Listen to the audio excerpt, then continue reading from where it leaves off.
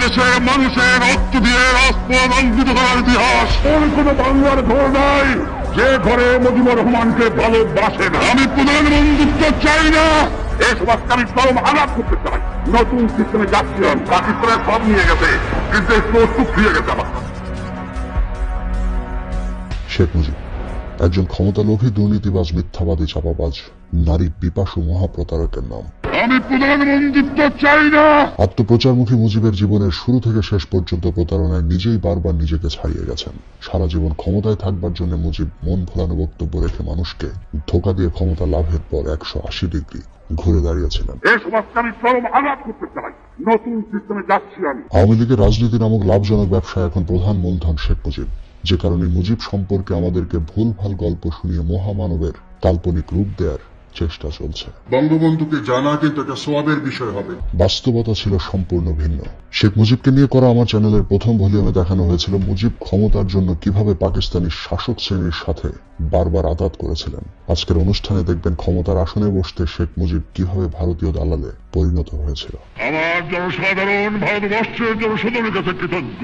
মূলত সদ্য স্বাধীন বাংলাদেশকে শেখ মুজিব পাকিস্তান থেকে ফিরেই পরাধীনতার ভারতীয় শৃঙ্খল পরিয়ে দিয়েছিলেন। কিভাবে মুজিব ভারতের কাছে বাংলাদেশকে বেচে দিয়েছিলেন সেটা জানবার আগে প্রথমেই বলে রাখি, নিরপেক্ষ দৃষ্টিভঙ্গি না থাকলে আমার এই গবেষণা কেউ দেখবেন না। কারণ কোনো কিছু শোনার আগেই যদি আপনার মাথায় বিশেষ কোনো পক্ষপাতমূলক চিন্তা থেকে থাকে, তাহলে আপনাকে সত্য জানানোর চেষ্টা ব্যর্থ হবে।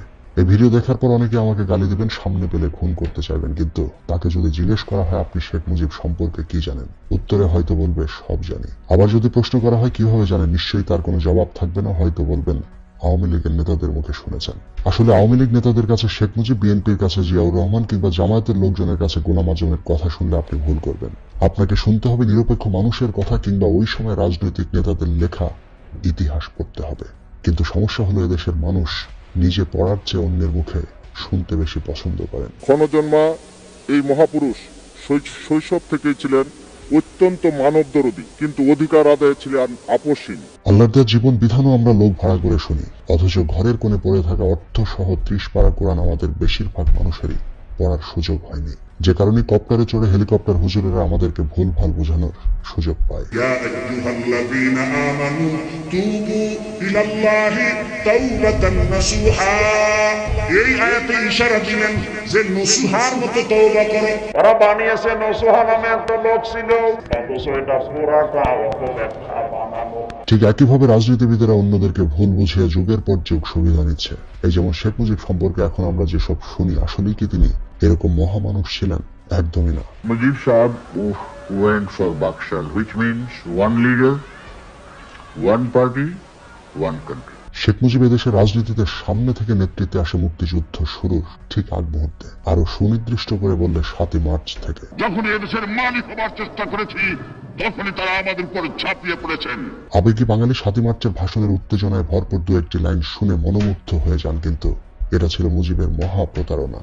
তবে ওই সময় রাজনীতিবিদেরা ঠিকই বুঝেছিলেন মুজিব জনগণকে ধোঁকা দিয়ে এখনো পাকিস্তানের প্রধানমন্ত্রী হবার স্বপ্ন দেখছে। জনগণের প্রতিনিধির কাছে ক্ষমতা হস্তান্তর করতে হবে।